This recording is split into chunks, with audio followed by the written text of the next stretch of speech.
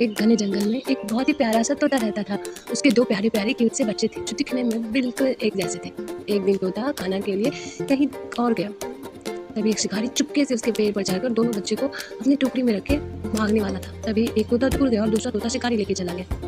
तभी वहीं से एक ब्राह्मण गुजर रहे थे। दूसरा तोता जो नीचे गिर गया था, उसे उस ब्राह्मण ने बड़े प्यार से उठाया और अपने साथ लेके चला गया। ऐसे में एक तोता उस शिकारी के पास रहा और दूसरा तोता साधु महात्मा के पास।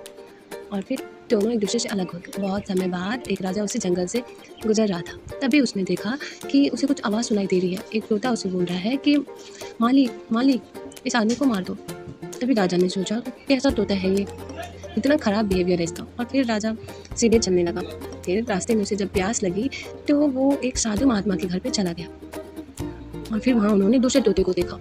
वो सोचने लगा ये तो बिल्कुल उस तोते के जैसा है, इसका बिहेवियर भी वैसा ही होगा। लेकिन वो आश्चर्यचकित हो गया। तोता बोल रहा था आइए आइए, आपका स्वागत है।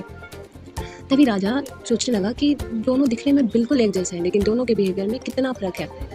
फिर राजा उसके पास गया। फिर तोते ने उससे बहुत ही प्यार से बात की और फिर राजा ने उसे अपनी सारी बात बताई कि अभी सेम तुम्हारे जैसा तोता मैंने जंगल में देखा। फिर तोते ने कहा मेरे जैसा? तो राजा ने कहा हाँ, वो बिल्कुल तुम्हारे जैसा था, लेकिन उसका बिहेवियर बहुत अलग था। तभी तोते ने मायूस होकर कहा कि अरे वो तो मेरा भाई है, बहुत समय बाद पहले ही मेरी माँ जब खाना लेने गई थी तो एक शिकारी उसे चुरा के लेके चला गया था।